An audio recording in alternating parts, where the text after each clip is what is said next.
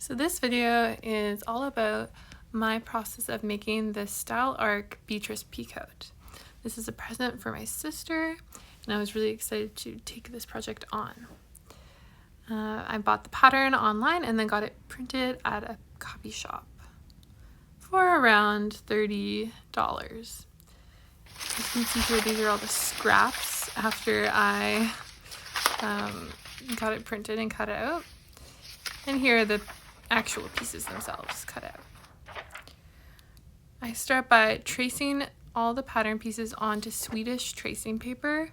I love doing this because you can iron the paper and sew with it.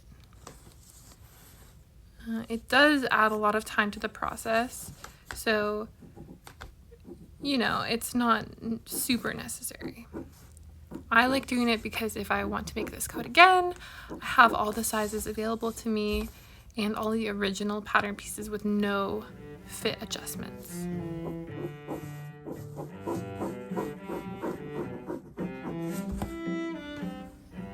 And here is what the tracing paper looks like. This next shot is a slightly dramatic shot of my hand covered in ink because there were so many pieces to trace out. Next I am sewing the muslin, which is just the first mock-up of the coat. I'm just doing a straight size with no real adjustments. And here's the coat on my sister. Fit is not horrible. There's some excess fabric in the back there. We need to adjust the sleeve length as well. Here's me pinning and trying to make some adjustments while it's on her, but I ended up doing different adjustments than what I'm pinning in this clip. Sometimes I really need to sleep on what adjustments I'm going to make.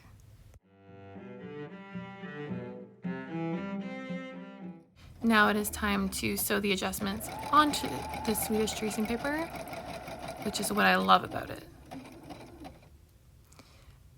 My sister and my mom decided to design a plaid that my mom would weave for this project, so they used plaidmaker.com, great tool, and this is the plaid they came up with. 9 yards times 800.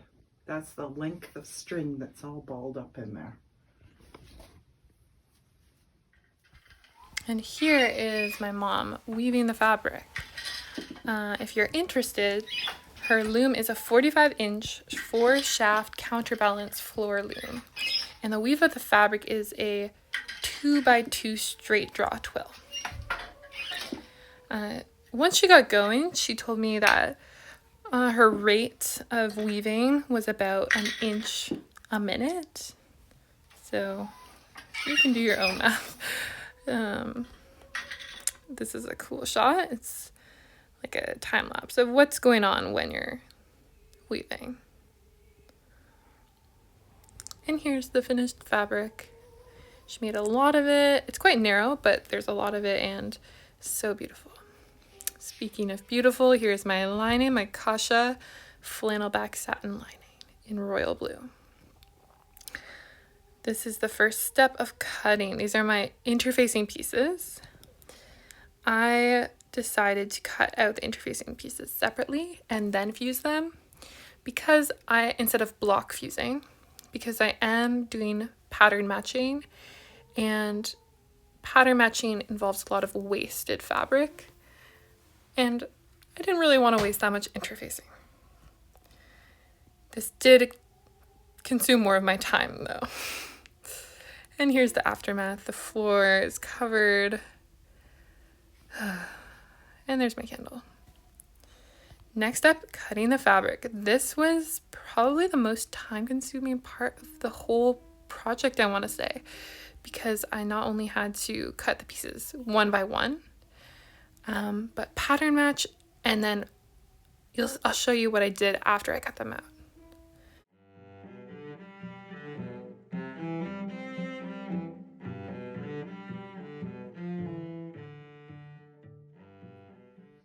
As soon as I cut out a piece, I then would fuse its corresponding interfacing piece to it.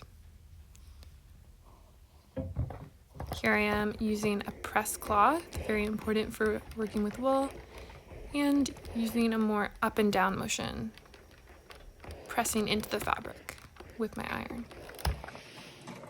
In order to avoid the unraveling that can happen with hand-woven fabrics, I then immediately zigzagged around all of the edges of each piece. And I think that's all the pieces cut out there. And here is the fabric I have left. Next step is cutting the lining, which is a breeze after cutting the wool and the interfacing. It's so much faster because I can cut 2 pieces at once. I don't need to pattern match, and the fabric is just thinner and easier to cut.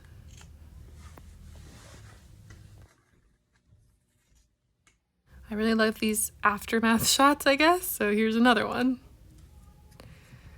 Next up, we're into the first construction step of the garment. I'm doing my practice bound buttonholes. I wanted to do some practice ones first because I had some different color felt. I wasn't sure which one would look best. So here I am just marking where the welts will go.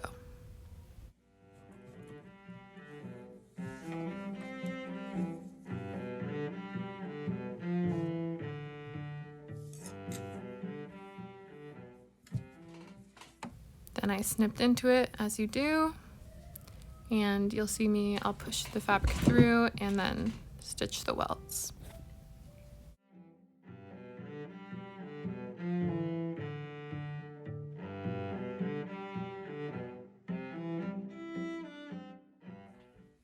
Here's the first one I did. It was in a navy felt. As you can see here, I'm cutting out brown felt because I wanted to try both and see which I liked better.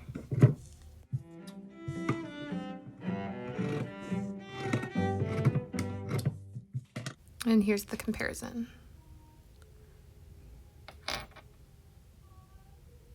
I went with the brown. Now it's time, practice is done, time to do it on the real coat. So I've marked them and then I'm thread basting them so that I can see them on the right side.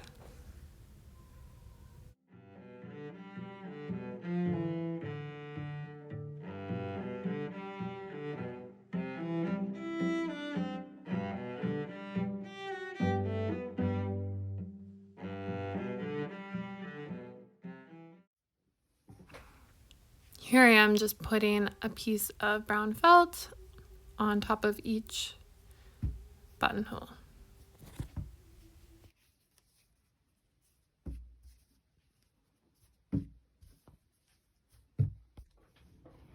Once I've completed the first few steps that I've already showed, stitching over these little triangles and the welts is the final step.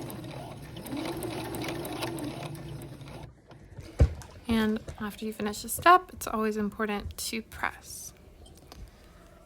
On this coat, there were 7 buttonholes that I had to do, which honestly was the most bound buttonholes I've had to do for any garment. They went well though. I followed a really clear tutorial, and even on hand-woven fabric, it was doable.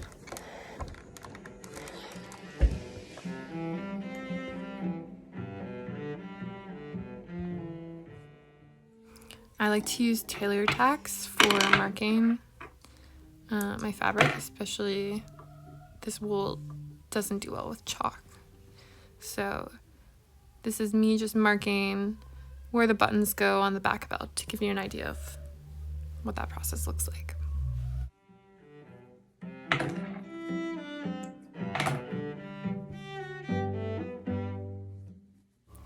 Next step is to stitch the pocket flaps right sides together.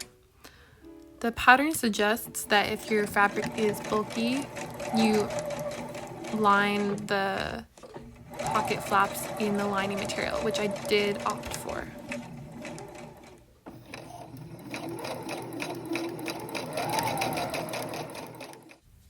Time to turn the belt right sides out. I was trying this new trick I had seen where you use a bit of a thicker thread and tack it into the seam allowance and then pull it to really get as sharp corners as you can. This little purple tool was given to me for Christmas, and I've actually been really enjoying using it for various purposes. This shot is just of me stitching the pocket flap to the coat. Oh, it's so pretty. And there we go. My pattern matching, pretty good there. Next up is pockets. I'm gonna stitch all around there. The good news is that I'm left with a working pocket. The bad news is that the pattern matching is not quite where I wanted it to be. Like, it's shifted a little bit, so I'm a bit disappointed, to be fair, to be honest. Like when we do the hem, I wanted to be able to just go along one of the stripes, but it's gonna be a little off. So I'm kind of disappointed. I think I'm gonna, on the next one, on the next side, I'm gonna baste it first. And here's my basting. The pattern matching on this side was much more successful. Next, I'm getting started on the back belt. Just like the pocket flap, we're gonna sew this right sides together. And the joys of having to turn it right side out. I used the same thread trick, but before I could get to the very end, I had to do some shaking there. Next up, I am stitching I believe this is the back and the side backs together with the back belts sandwiched in there. Look how nice they look. Can't forget the pressing. I'm using just some cotton as a press cloth.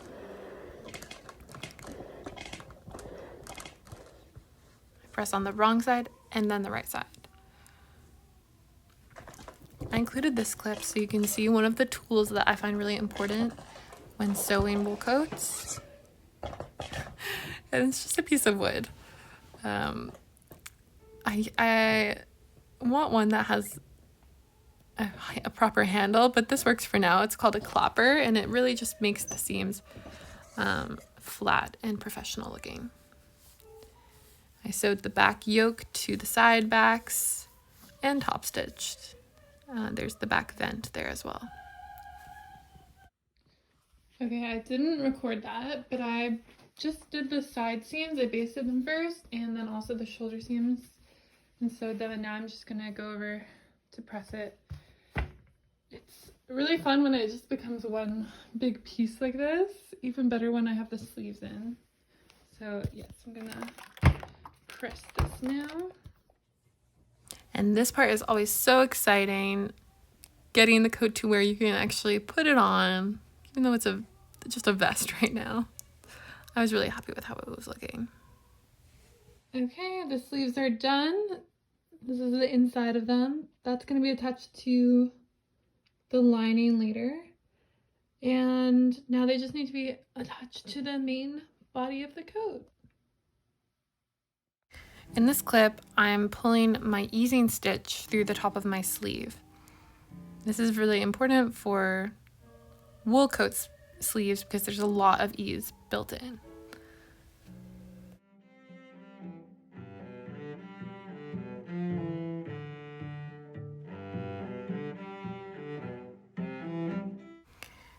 Right now, I'm just drafting a piece to use for my collar canvas. Since I will be pat stitching, I'm tracing the collar piece and then drawing in the seam allowance, cutting at the seam allowance so that there's no heavy canvas in the seam allowance. And here's me cutting out the canvas. It's very, very stiff. Okay, so I'm in a different room right now.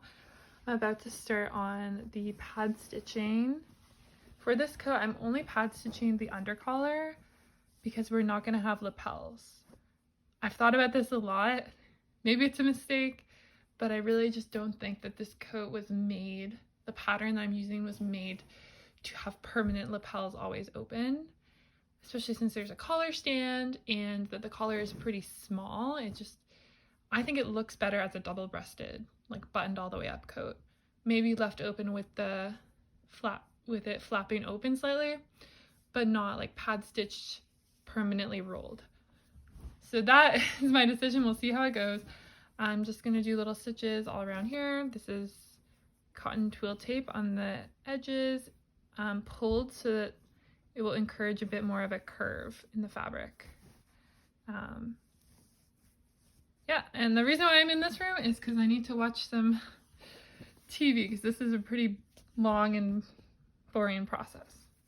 I'm using silk thread. We have enough. Silk thread and this So Fine thread gloss to make it quicker. I decided to include a clip of me doing the pad stitching. You'll notice that I keep flipping the fabric over so that I can see if my needle is going through the other side. That's what we want to avoid. So I'm pretty slow at this, but I progressively got faster. Okay, so it is pad stitched. It looks like I only did half of it, but that's because I ran out of the silk thread, the brown one, and then I had to switch to a lighter one. It's not as satisfying to look at, but basically right now I'm gonna let my iron turn on again and press it.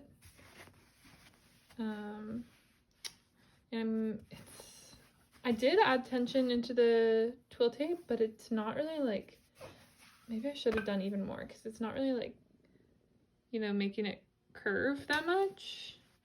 So maybe that was all for nothing. I don't know. I'll press it, and then I'm gonna press it like around my tailor's hand. I'll show you. I forgot to mention, the point of pad stitching is to get this to adhere to the fabric without any marks on the other side. So that's why you have to do it by hand. And that's why it takes a long time, because you can see that none of it is showing through to the right side. I'm just gonna pin it like this and let it sit for a little bit.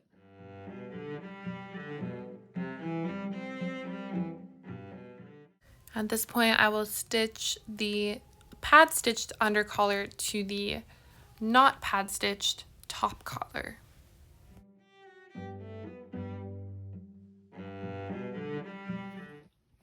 Okay, I have a little collar now, and I'm just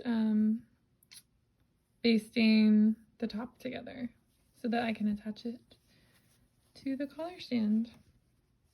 Right now I'm sewing the collar stand to the collar. There's 2 collar stands. I go on to talk about how it's many layers of fabric and interfacing, but my machine can handle it. Now time to attach the collar and collar stand to the main coat. I'm gonna make a little loop right now to add to the neck facing so that if she needs to, she can hang her coat up. Ideally, hanging heavy wool coats is the best, but I know sometimes there's no hangers, so I'll just top stitch on both sides of this, kind of like I'm making a belt loop, and then I'll attach it to the facing. So here's the little label along with the little hook, and then this back neck facing is attached to the front facings. The next step is to attach the front facing to the front of the coat.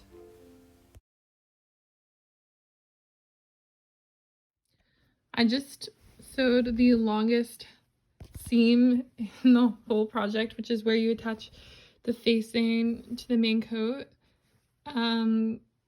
Very kind of stressful. I was worried that the collar stand joining it would not work, but it seems to have worked fine, so that's good. I'm going to take out all like my basting stitches. I'm going to press it, turn to the right side, understitch, all of that stuff. This seam is taking me so long though. This is like 2 hours of work just for this one step, which seems wrong. This tool is so good for taking out basting stitches because it just gets under there, just like that, without being sharp. And then you can go from there. So I've reached an exciting point where I have a coat with I have the outer shell completely finished. The facing's attached. Of course, this will not. That should stay on the inside. Once it's secured, that will stay better. But yeah. So now these buttonholes that I've stitched them shut just in the meantime. But right now the facing, you can't use them because there's no hole on the other side. So I need to make little windows for them in the facing. 7 of them to do. Let's see if I can do that. Knock this out tonight.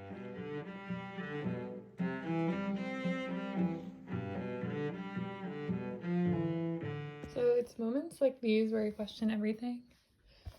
I didn't think that this would show at all, and it's because it's not supposed to. It's supposed to be like this little window. You know, you don't really see what fabric is underneath there. However, due to like a minor mess up, this one it looks frayed, but don't worry, I added a second layer because I did something stupid. But this one is gonna be a lot harder to conceal because it's 2 layers of fabric because I like restitched the hole. And it's just like pink. I chose the worst color to possibly show. I was thinking of originally doing it in white, and that would have been so much better. So it's not gonna really show ever, but it just bothers me, you know. So I'm gonna do the rest with the lining material, and hopefully they'll look better. Using the lining material was definitely a smart idea because the bulk of the seam in the hand-woven fabric meant that the lining fabric had nowhere to go, and so it couldn't conceal completely. I don't mind the flashes of blue, though it does make it look a little bit more homemade. Here's the mitered corner. Mitered corners are so beautiful. Just like how cutting out the lining was a lot easier, so is sewing the lining. There's no pattern to match, and it's thinner, and just I fly through it. I still use a press cloth for the flannel back satin because, you know, it has a shiny side, and because my iron might be dirty, gotta be careful. Here I am pressing the seam open. I kind of press it open with the iron first, and then I go in for the full press with the cloth.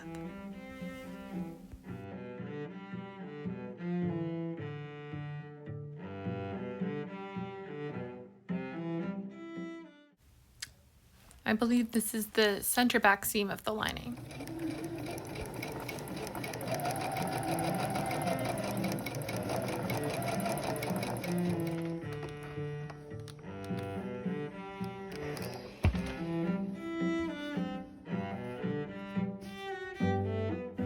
Here is my pleat for the center back. More on that later, so stay tuned. Now I'm doing the same easing stitch I did on the main fabric sleeves with the lining. And here they are attached into the body. Next up, I have 2 coats, and I'm gonna put them together with this super duper duper long seam. Oh my goodness. I think this is the longest one. And then I'm also stitching along the hem because I'm going to bag out the coat.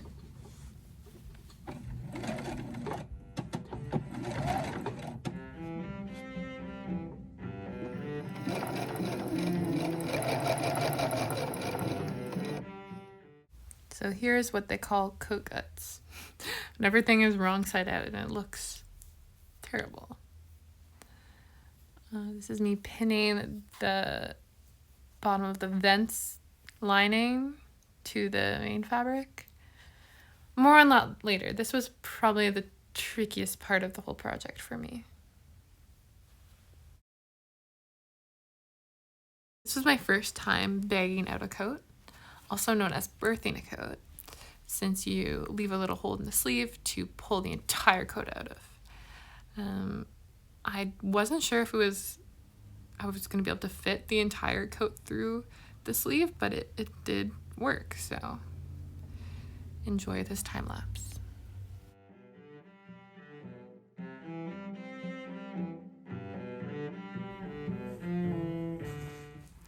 And voila, I have a beautiful coat. Just need to do some hand sewing around near the hem and on the lining. Here I am threading my needle and using thread gloss. So I just put my thumb down and then pull the thread through the thread gloss. It's like lip balm, but for thread. And it smells like grapefruit. And there's the lining stitched up. Here is the vent, which was the least successful part of my whole project. I think I messed it up. I think I did my pleat to the wrong side.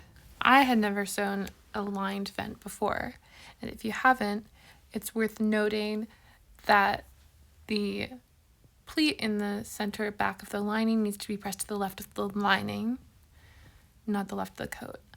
I found the instructions a bit sparse here, and I was confused why this picture on the right is upside down. I think it threw me off. I didn't realize it was the wrong side, and I ended up pleating my pleat to the wrong side, well, to the right side, which ultimately made it really hard to attach to the lining.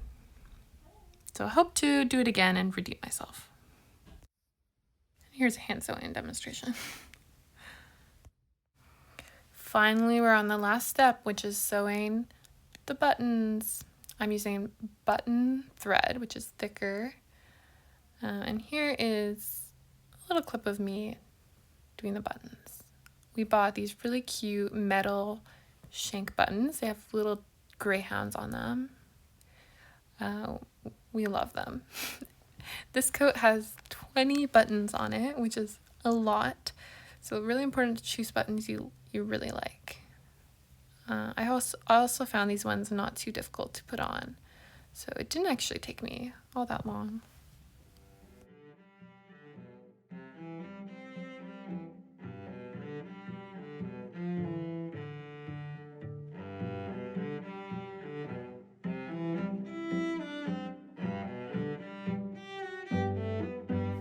Now it was time to deliver the coat to my sister and see her reaction. I was so excited. Here she is wearing it, and it looks amazing on her. I love the fit. I love just everything about it.